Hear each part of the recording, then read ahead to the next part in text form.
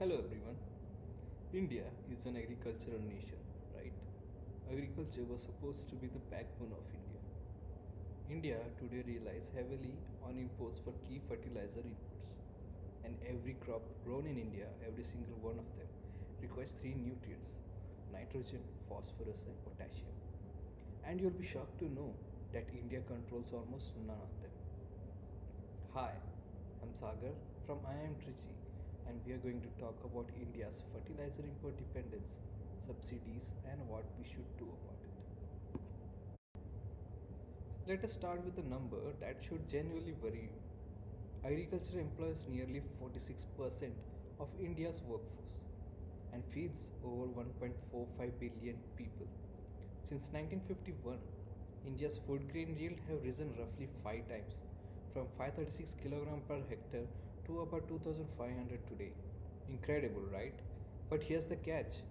Over the same period, fertilizer grew not 5 times, not 10 times, but 280 times. We went from just 0.49 kilograms of NPK, that is nitrogen, phosphorus, and potassium, per hectare to 139 kilograms. Think about what that means. We are applying nearly 300 times more input to produce 5 times more output.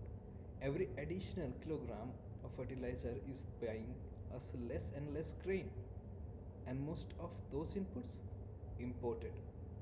India is the world's second largest fertilizer consumer after China, and our dependence on foreign supply is deep. Now, let us talk about where those imports come from. In 2024-25, India consumed 70.7 million metric tons of fertilizer products. Urea alone accounted for 55% of that. And to produce urea domestically, India imports 85% of the natural gas it needs, mostly from the Gulf nations. Nearly 50% of India's fertilizer imports travel through a single corridor, the Strait of Hormuz, a waterway just 33 kilometers wide, and 20% of the world's oil supply depend on that. A sustained disruption at Hormuz due to conflict, sanctions, or even diplomatic breakdown could directly cut off India's Kharif and Rabi sowing seasons. We saw a preview of this recently when the escalation of US Israel Iran conflict caused global urea prices to spike sharply, threatening food affordability. So, just how exposed are we? Let us look at the actual numbers. On the surface, India appears 79% self reliant in urea. But that is an illusion. Once you factor in the imported natural gas used to produce urea, effectiveness jumps to 70%. For potash, which every crop needs, India is 99% import dependent. For phosphate, it is 85%. For ammonia and sulfur, the Gulf supplies over 80%. And it is not just the volume, it is the dangerous concentration. Oman alone supplies 46% of our urea imports. Saudi Arabia provides 42% of our TAN.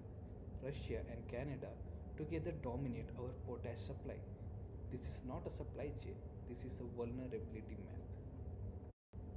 Now, on top of our import exposure, we have a subsidy structure that is actively making things worse. The agronomical recommended ratio of nitrogen to phosphorus to potassium is 4 is to 2 is to 1. The ratio India actually used last year is 17.6 to 4.2 to 1. Nitrogen is being massively dangerously overused. Why? Because urea, the primary source of nitrogen, has been kept at an artificially fixed government mandated low price for decades. Farmers nationally apply whatever is cheapest.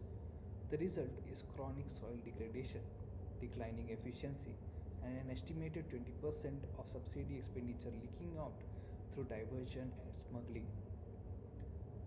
Though there are three credible reforms that exist. First, direct benefit transfer. Bring urea to the market price. Transfer the savings directly to farmers' bank accounts and eliminate the leakage. Second, agri-stack quantity caps. Use India's digital farm registry to set farm-sized linked limits on subsidy fertilizers. Third, bring urea under the nutrient-based subsidy scheme. which currently covers only phosphorus and potassium, fixing the price distortion at its roots.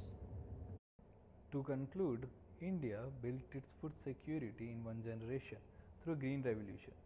It can rebuild its fertilizer resilience in the next, but only if the policy actually follows the analysis. If you found this video valuable, please share it. This is Sagar from I Am Trichy. Thanks for watching.